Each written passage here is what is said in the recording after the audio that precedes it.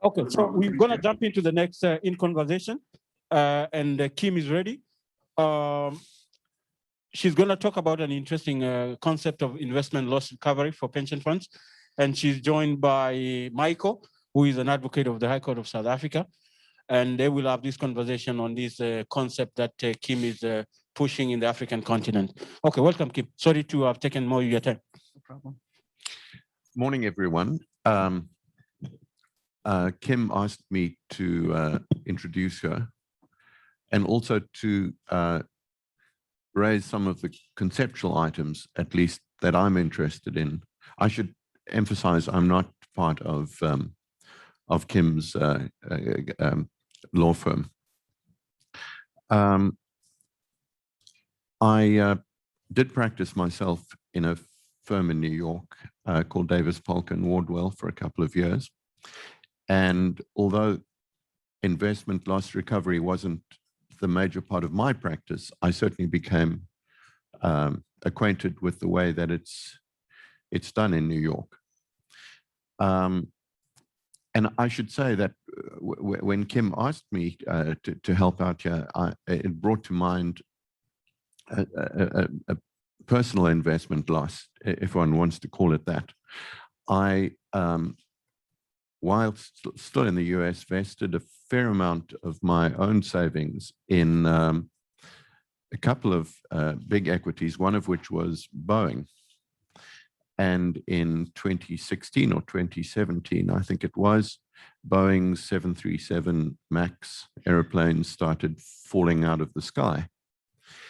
And the inevitable result was that my personal portfolio suffered quite a big loss. And I was very busy with my practice here in Cape Town. I thought, this is appalling. I wonder what's behind this. But I can't, there's nothing really I could do from a distance, even though that had been, this was, investment loss recovery was something with which I'd had a fair amount of personal experience. So life went on. Eventually, Boeing's price did recover somewhat. But it occurred to me that if I'd been in the US, I might well have sought to figure out whether I could recover, to the extent that the 737 incidents were a result of Boeing's misconduct or fraud or whatever it was. I would have certainly considered joining a class action suit. I didn't have the opportunity. I didn't have the time. Now Kim has come forward with a product, as I understand it, that would allow people in more institutional investors, I suppose, but people generally in South Africa who have exposure in the US to actually take steps and see whether there is any opportunity for loss recovery. I was really interested to hear what she's doing. I should say that I met Kim myself while I was on leave of absence from New York back in, I think it was 1997. We both worked at the Constitutional Court. That's where I met her, and I know that this was, Kim had already been in South Africa or had visited South Africa 3 times. And as I understand it, she then settled in South Africa and has worked all over Africa since then. But I'll let her complete her introduction, and then perhaps we can have a conversation later about the implications of what she's doing. Thank you, Michael. Thank you for the context. Dumela, Habari, Sambonani, Hoimora.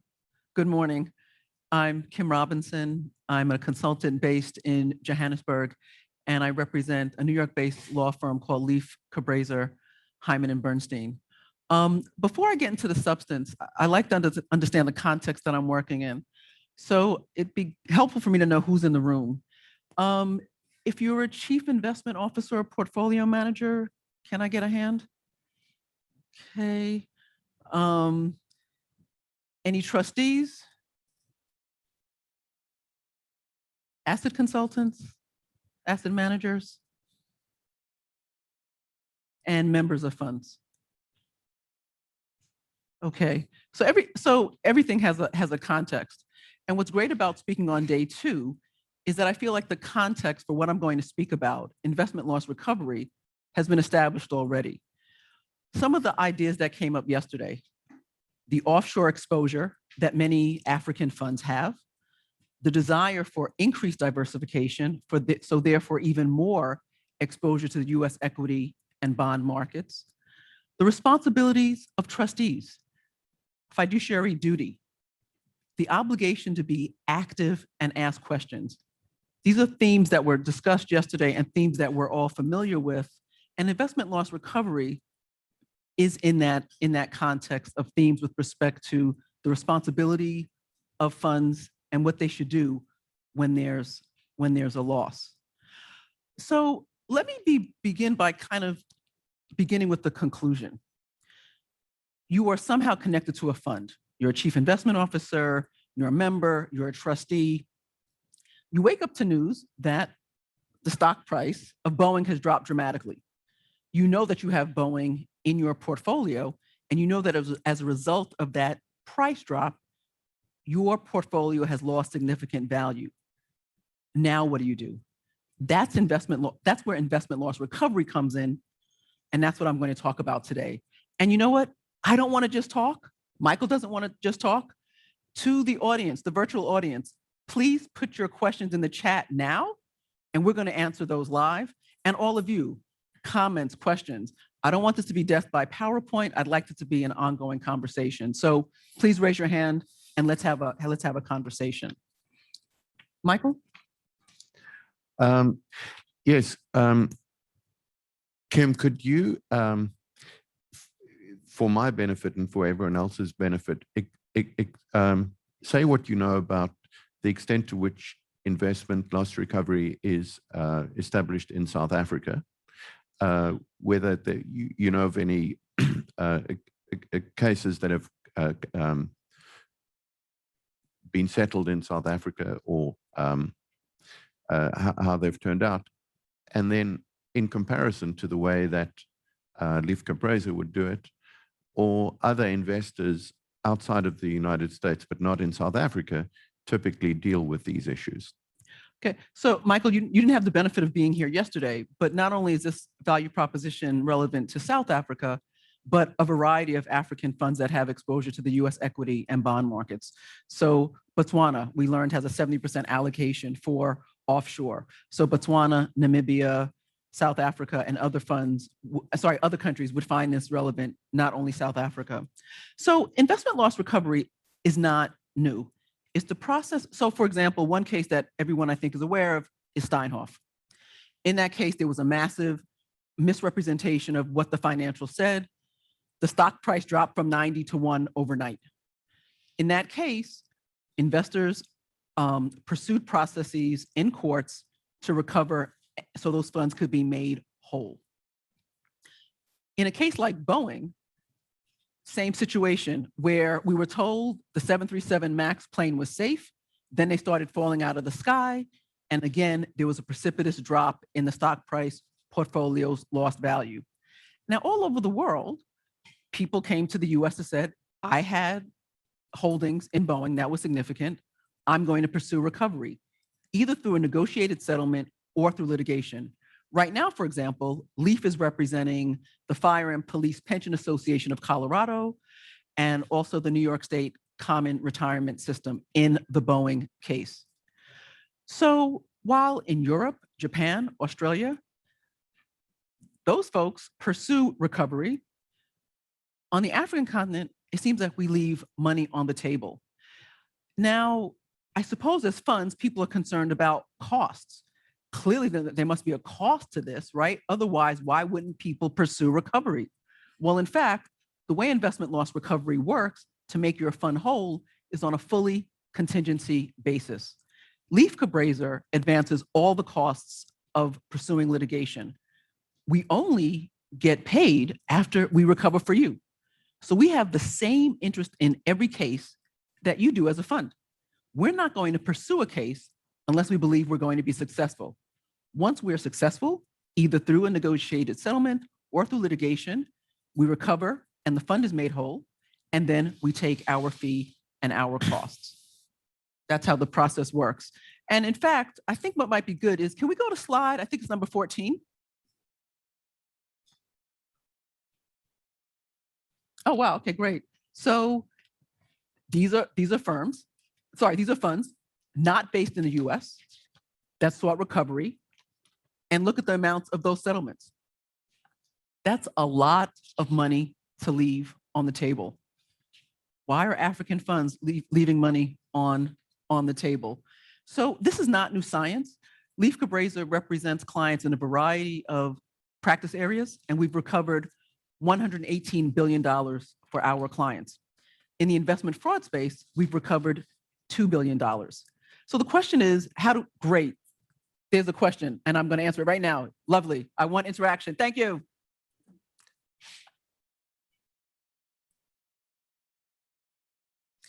And let's monitor the chat as well, if there's questions or comments or concerns. Okay, my name is Grace Zulu, and I'm a trustee. I'm sorry, I just wanted to take you back so that I make sure I'm following you quite clearly. So what is the basis of the claim? Legally, are you saying, and I give the Boeing examples, maybe I didn't understand it when you gave it. If something happens, in this case, I don't know, do you have to establish negligence or something before you make an investment loss, an investment recovery claim? What is the basis of this claim? Yep. Why are you claiming this money? What is the damage? Yeah. Sure. Thank you. Thank you so much. You know why I like questions? Because then I say something someone cares about hearing. And that's a very fundamental issue. What is the basis of the claim? So first and foremost, it is not the fault of anyone in this room. You're a trustee, you're a principal officer, you're a chief investment officer, you're an investment consultant. It's not your fault. Well, what I'm speaking about, the basis of the claim is fraud in the underlying investee company. So what do I mean by fraud? Fraud takes place in two forms, either active, knowing misstatement, an active misrepresentation of the facts, or there's a lack of disclosure. Companies that are listed are required to make certain disclosures. So if you fail to disclose something you're responsible for disclosing, that is omission, and that's a form of fraud. The other type of fraud is when you misstate your business prospects, or in the case of Boeing, that our planes are safe. So that's the basis of the claim. It's that the investee company has engaged in fraud, and that's actionable. And that fraud has resulted in, oh, right, it's not simply the fraud, it's the disclosure. So the fraud takes place. Let's look at Steinhoff. The misstatement of those financial statements went back several years. So when did the harm happen? The harm happened when there was a price, the stock price drop. When did the stock price drop? Once it was disclosed. So same case with Boeing, that disclosure came when the plane started falling out of the sky. Have I addressed your question? Okay, and then I have one and two. Can I add to that, Kim, if I may? The test is that, let me start again. One looks firstly for fraud, because fraud is in a sense the easiest of cases. It consists of intentional statements or failures to state which are causally connected, which can be shown to be causally connected to be with a loss in the price. You do get negligence also, where there's not an actual intent, but where a reasonable individual complying with their fiduciary duties would have done something and they had not done so. But as I understand it, Lieff Cabraser's portfolios tend to be the easier cases, as it were, the easier cases to win, in the sense that there's actually demonstrably an intentional statement that was false or a failure to state something that was true. Great. Please, and then, sure, did you have your hand up as well? No, first and second, and then if there's someone online. Yes, please. You know, given the jurisdictions, I mean, most of our assets in Africa are onshore. Right. So from a legal perspective, what's your favored area of jurisdiction? Mm-hmm. If you look at courts in frontier markets, Mm-hmm. some would say that the understanding and the competencies of complex corporate cases are limited. So I just wanted to know from your end, what free course have you provided clients such as us on matters with respect to investments in the different jurisdictions of Africa, which are onshore? Sure. Let me take one at a time. So that I make sure that I address the question fully. Lieff, Cabraser, Heimann, and Bernstein has represented funds from in the US and outside of the US in US processes. That's our sweet spot. That's what we know how to do. We've got extensive experience and know-how to do that. And we would like to do that on behalf of African funds. So we're most interested in the extent that African funds have exposure to the US equity and bond markets. With respect to, and I get this question often because there are fraud cases on the continent. You know, the question is, well, why can't you help us in procedures here? We are not licensed to practice here, and we haven't done that before. We would have to partner with a local firm and introduce them to our litigation funders and then see the way forward. But I guess for me, again, looking at the Boeing case, I have no doubt that there are people in this room who had holdings in Boeing through their funds, yet didn't pursue it. So that's the opportunity that we want to make available to African funds. If in future we can assist in other ways, we're certainly open to that conversation. Sir?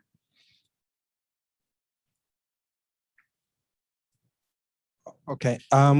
In fact, I think to some extent the question has actually been addressed because I thought the issue was then to prove the intent, with the intention. Was it done intentionally to hurt somebody, or is it negligence? Is it poor performance on the part of the person responsible? Because I think it would have to come down to that. If there was no intent to, how do you prove it? If there was no intent to hurt anyone, like Boeing, I don't think the intention was to make the airline unsafe. But so, right, this is, you know, it's great to get the clarity about whether intent is required.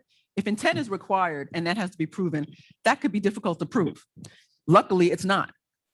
The litigation process requires you to just show us your transaction data. Reliance on the misrepresentation or the omission is presumed. So we don't have to prove intent. The issue is that in the case of Boeing, Boeing failed to disclose that there was a lack of safety when we know Boeing knew it. That's all that has to be, that's all that has to be shown. So how does this process kind of get initiated? What Lieff Cabraser does, yes. Sorry. Can I just quickly, and then, okay. So what Lieff Cabraser does is we have an investment portfolio monitoring service, and that works a couple of ways. Example A is, you know you have Boeing in your portfolio, and you say, you give me a call, because I'm just in Johannesburg, and you share your transaction data with respect to Boeing for a particular period. And then we come back to you and report back to you that your level of loss is X, it's significant, and the net asset value in your fund has declined significantly. The loss is linked to the fraud. We have a strong legal case, and the defendant is able to pay back damages, and the likelihood of success is high. Or there's situation B. Situation B is where Lieff Cabraser has an ongoing watching brief over your portfolio. You've signed a non-disclosure agreement with us. You've signed an investment portfolio monitoring agreement with us. And what we do is, on a quarterly basis, or if there is a significant drop in the value of your portfolio, we report back to you. So the onus is on Lieff Cabraser to report to you, tell you what's going on, go through that analysis, and determine what is the way forward. Again, we do this on a no upfront cost basis. But how can they afford to do it? She heard them say, because we pick our cases carefully. We're not going to get our fee, we're not going to get our costs if we don't recover for you. We recover for you, and then we get our fee and our costs. We have the same interest in the case. We've got to choose our cases carefully. And these funds and these investing companies know that when we prepare for a case, we prepare to go to trial. Often we don't have to, often we settle, but we have the deep pockets after practicing since 1972 and getting $118 billion in recoveries generally, and $2 billion in the investment fraud space to be able to have the resources and the experience to go against these investee companies. Please, and then Jose. I wanted to just tie in, there's been lots of reference to private equity investment funds where your risk profile may be different. There's a very nice sample case in the US at the moment with Terranos, with Elizabeth Holmes, where lots of people lost lots of money, and there's been an argument to say, oh, well, this is a startup and you must expect sometimes to lose money. How does that sort of fit into your paradigm? Because there's a lot of opportunity here also for private equity to invest in early stage type of companies in order to encourage employment and all sorts of other things. But it comes with the risk that sometimes these things don't work out, and whether you can actually judge whether this is fraud or just simply a consequence of bad business decisions. Right. I mean, we look at the listed space because I think that there are these requirements. You must disclose certain things, and then you must disclose honestly. And then it's easy to do the analysis of how the drop in the value of the bond or stock took place. Private equity, different story, more difficult to, I think, show. And right, we're not looking at a case where someone just made a bad investment decision. That has nothing to do with us. We're looking at when there's actually something legally actionable, and fraud, active misrepresentation, or omission, that's actionable. And those are the cases we take on. Jose, please. Hi, good morning, Kim. Jose January, the Botswana Pension Fund. Most of our investments offshore, because obviously it's a small fund, are invested through pooled and not segregated mandates. Now, in a pooled mandate, how are you able to decipher where our investments are so that you're able to give us that report on a quarterly basis? We rely on a company called Verteris, Verteris, Verteris. That's how we engage in the investment portfolio monitoring process. And through that, we're able to distill, which fund has which exposure and what the loss is. And a question that's come up is, well, Kim, it's umbrella, it's pooled, it's managed by so-and-so. So aren't we out of it? Well, actually, no, because you've still paid an inflated price for that investment. Can we go to, I think it's slide 5, I'm gonna guess. Okay, sorry, go forward, please.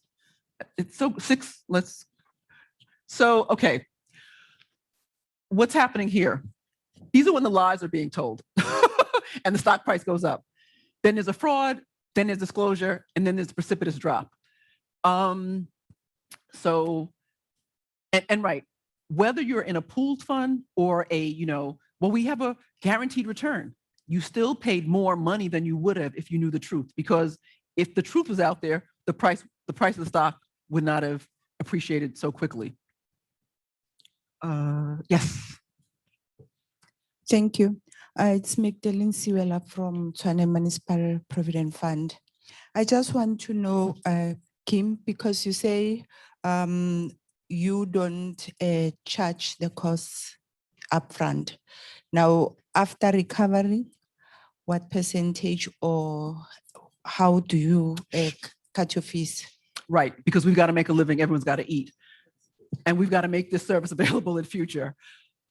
We take our costs, and in a class action case, our fee would be between 5% and 17%. In an individual case, our fee would be between 15% and 25%. Now, what's the difference between those two? In a class action, several funds have taken a loss and they collectively sue together. That's a class action. In individual cases where an individual fund, their loss is so significant, they determine it's worth it to sue all by themselves. And the benefit there is that if you've had a truly significant loss that's greater than the class, you're going to recover even more than you would in the class, because you're not going to get a pro rata share. You're going to get the whole recovery because you're suing by yourself. So that's our fee structure. Oh, is there something online? Please, can we get online and then? Great, thanks. Okay, Oliver Muller is from Mauritius. He's asking to which extent, okay, no, that's an old question.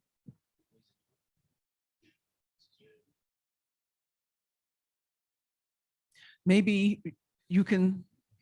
Okay, there's a question from Ishoniwa. I don't know where is he from. He's saying, how do you treat unrealized losses? No, again, unrealized losses. So meaning that, let's see, there hasn't been, the fund hasn't sold, so they haven't actually experienced the loss. I guess we assume they have had a loss because there's been a decrease in the value of the portfolio fund. Okay, you got another one from Nigeria. It's from Professor Salamatu from the Kaduna State Pension Bureau. She's asking whether you have a network across African countries and if this could be costly for smaller African countries. I don't know what she. Yeah, we need a certain level of exposure to the US markets to make it worth our while, because it is, whether we pursue settlement or pursue litigation, it's a time-consuming process for us. So it just has to be worth it. And I mean, some of the funds that do have significant exposure to to the US, South Africa, Namibia, Botswana, it would be worth it. I think it'll be interesting how things develop in Nigeria from a regulatory standpoint and from countries like Kenya and Zambia and Malawi. Once that number is significant with respect to their exposure, it would be worth talking to those funds. Yes? There's a question here. Right. Raise a hand. And then, oh, yes. And then in. Thank you. My name is Masiabi, Future Growth. I just want to ask you if you are aware of the Land Bank case in South Africa, where Standard Chartered actually decided to go off and get their own legal representative to get their money from Land Bank. Is that a type of case that you would have looked at? You know what, actually, well, because it's all South Africa based, it wouldn't be relevant. I don't know if a similar case, if there was a US bank and a South African entity, maybe, because often we're suing a bank or an investee company. So I don't know the facts of that case, but if there was, if let's say the Land Bank had been in the US, I don't know the underlying facts, but we would need at least that nexus for us to pursue it. But I'd be interested in hearing more about that case. So we'll talk after. Yes, sir. Okay.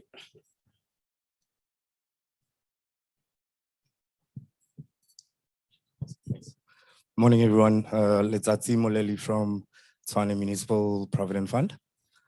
Since you guys are an international law firm, which currency do you charge by? Well, we would get recoveries in US dollars. So we'd get dollars. We would be getting paid in US dollars because we would be suing an investee company in the US. So we would recover in US dollars and we would get our fee in US dollars, and you would be made whole to the extent that you lost. You'd be made whole and restituted in US dollars. What do we have? 3 minutes left? We already time. I'm already time out. Okay. I am in Johannesburg. You know, it just sounds like I got here yesterday. New Yorker by birth, proudly South African by marriage. I've had a long history here. If my luck continues, I'll have a long future here. Please, whether you're in South Africa or in the neighboring countries, I've probably been there already. I'm eager to visit again. So I hope we can continue this conversation. Thank you everyone for your attention. Thank you. Michael. So if we... Kim, thank you. You asked me to remind you of something, which I'm now going to remind you of, although it may be irrelevant. You showed me yesterday a clip. Can we from go to the video? It's so quick. Okay. Just to, yeah. Thank you, Michael. Just to show you the colleagues that I work with very briefly. Anything else that we were supposed to say, Michael? I'm in Johannesburg. I'm here. It's no one's fault in the room. No cost to you. Kim, do you have your last slide with your contacts there? I do have a last slide with my contacts, and Okay. I have in here, I explain it, page 23. I also have my card. But yes, we have time for this question. While the videos are building, I was just wondering, can't you just look at like as a bonus, offshore equities in the US and say maybe you'd like to. Oh, hi, Tato Norman again. I was just wondering, as a business strategy, is it plausible for you to, when there's a loss event, is it Boeing or whatever company, to look at the shared register, to look at all the underlying company owners within this jurisdiction and reach out to them individually? In the US, I think it's called Report 13F, but it's a quarter behind and it's not comprehensive.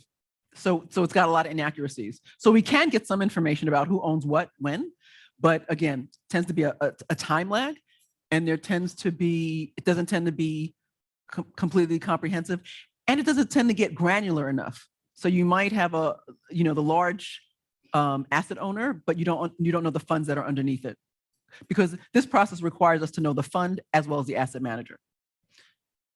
Yes, go for it. Maybe you can, when fraud hits the stock market, people can lose their homes, their livelihoods, their college funds, and their personal savings for retirement. We represent a wide range of investors, including state and municipal pension funds, private institutional investors like Schwab or BlackRock or Franklin or Janus, Taft-Hartley funds, also called union funds, and individual investors. But underlying those funds are the owners of those funds.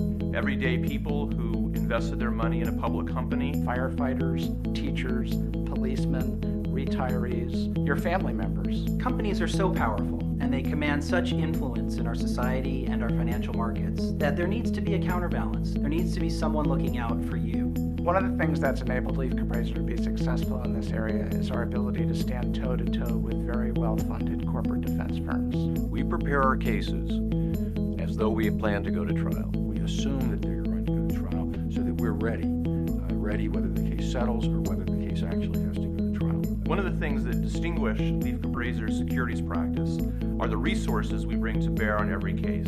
At least half of the people who work at our firm are at one time or another involved in pursuing securities fraud cases. Our clients come back to us because they know we will not only provide them with zealous advocacy and do it in an ethical manner, but they know we will get them the result that they want. Our passion is holding people accountable, those people who have robbed investors of billions of dollars. No matter how wealthy or powerful they may be, we will hold them accountable. With that, I thank you. Please if you're interested, presentation's here and my card is here. Thank you so much. Thank you very much, Kim. Yes, as Kim has said, she's got our cards there, and there's a magazine there with an article that she has explained in detail. So we'll jump into the next.